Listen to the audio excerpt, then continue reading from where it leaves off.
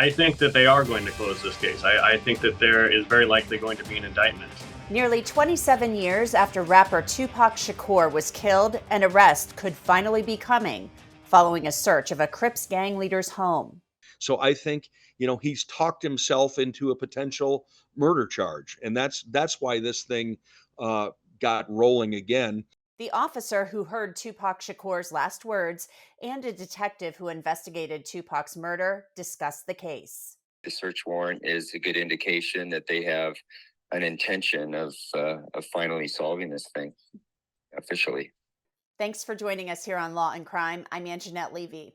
Tupac Shakur was one of rap's biggest stars in 1996 when he was shot several times while riding in a BMW driven by Suge Knight on the Las Vegas Strip. Many people thought the case would never be solved, but there's now hope that an arrest could be in the works. Last month, Las Vegas Metro Police executed a search warrant in nearby Henderson. The home is owned by Keith Dwayne Davis, who goes by Keefy D, a South Compton Crips gang leader. Keefy has said in his book, Compton Street Legend, and in interviews, that he was in the car with the man who killed Tupac Shakur. The shooter, according to Keefy D, his nephew, Orlando Lane Anderson. This is what Keefy D told BET's The Death Row Chronicles. You said the shots came from the back. Big Dre, Orlando. Who shot Tupac? The keeper for the code of the streets. It just came from the backseat, bro. The shots that killed Tupac Shakur were fired on the Las Vegas Strip on September 7th, 1996. Earlier that night, Tupac, Death Row Records CEO Suge Knight, and their entourage went to the Mike Tyson fight at the MGM Grand. Keefy D and his nephew, Orlando Lane Anderson, and two of their friends were also there. Keefy D told LAPD Detective Greg Kading more than a decade ago, in a proffer that couldn't be used against him, that the shooting was retaliation after Tupac jumped Orlando and beat him up at the casino.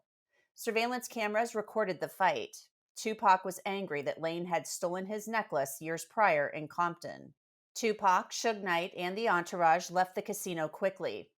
Later that night, Chris Carroll, a sergeant on bike patrol with the Las Vegas Metro PD, was the first officer to arrive after Tupac was shot.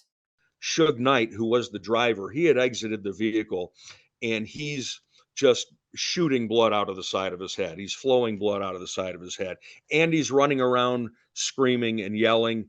So what had happened, as it turns out, is he had been shot in the head, and the bullet penetrated his scalp, but not his skull. So he's still able to completely function, but the blood is just flying out of the side of his head.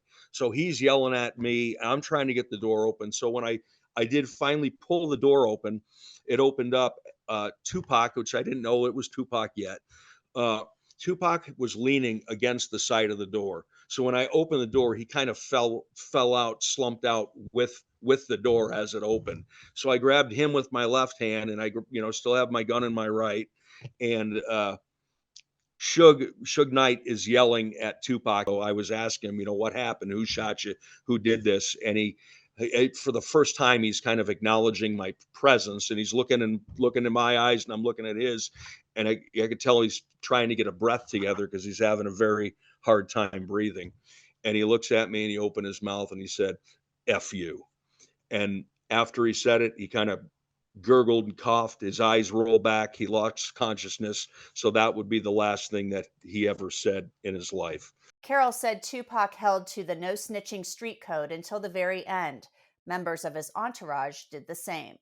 Nobody saw anything. They've got nothing to add. We have no idea. We don't know what happened. Nobody saw anything. A couple of them even said, "We take care of this stuff ourselves."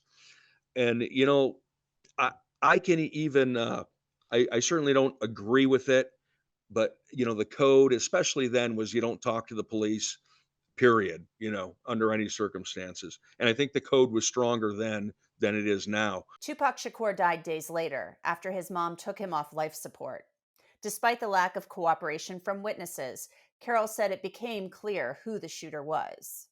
Well, Orlando Anderson was just a hardcore criminal guy. I mean, everybody knew he was a shooter. He'd done it, God knows how many times. He lived the life of a criminal. He was a drug dealer. He had allegedly robbed Tupac of a chain he was wearing in Compton. And that was, I guess, the start of the hate between the two, was that he robbed him. So The following spring, in March 1997, someone shot and killed the notorious B.I.G. in Los Angeles. Years would pass without an arrest in either murder. LAPD Detective Greg Kading was later assigned to a task force to investigate Biggie's murder. We were looking at the cold case reinvestigation of Christopher Wallace, Biggie Smalls. But there had always been speculation that Tupac and Biggie's murders were somehow connected. And so one easily kind of migrated into the other.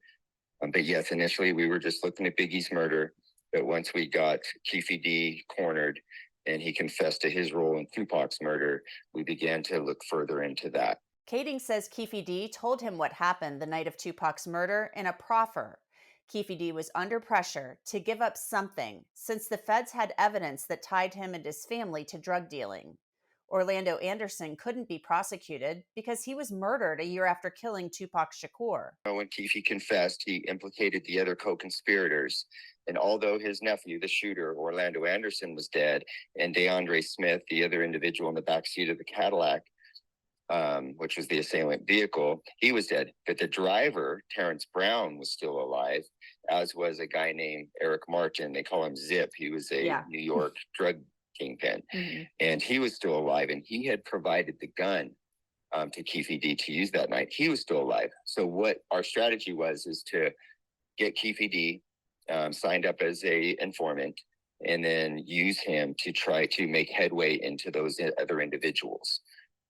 So that was our strategy, was to use Keefe D as a law enforcement tool, essentially, in order to try to get the other people to make incriminating statements. Kading said the co-conspirators didn't give anything up to Keefe D.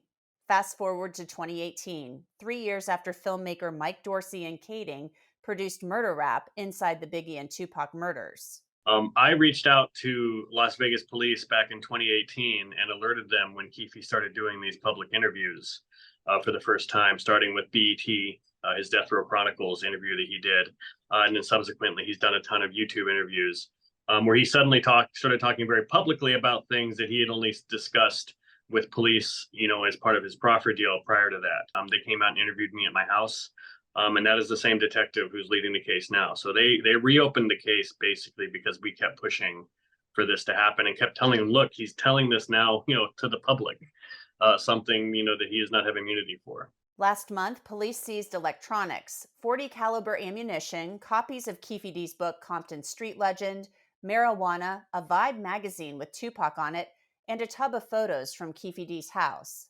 Dorsey says the search of Keefe D's home took him a little bit by surprise. Like this guy, how many times can someone tell you they did it and their crew was a part of this before you believe them and take action? And like you said, he wrote a book, which was for me, it was almost like a 220-page confession to what him and his crew allegedly did that night in Las Vegas. So I had started to lose hope a little bit that maybe something would happen, but now for them to go this far with it, and I know that this, in my opinion, I think it's a very good detective on this case. I think that they are going to close this case. Meanwhile, Chris Carroll remains skeptical after all of these years.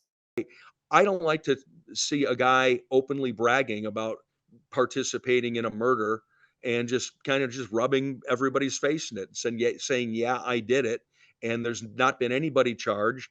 And I'm just glad they're taking some action. And, like I said, I don't think it will produce arrestable charges, but we'll see. The one piece of physical evidence and probably the best piece that we do have, is the actual bullets that were inside of Tupac. We have those bullets. Unfortunately, we don't have a gun to match them to. So they don't really mean a lot unless you have a gun to match them to. I've reached out to Las Vegas Metro Police for a comment. A spokesperson would only confirm a search warrant was executed. I've also tried to reach Keefe D. At the time of this recording, my call was not returned. For Law and Crime, I'm Angenette Levy.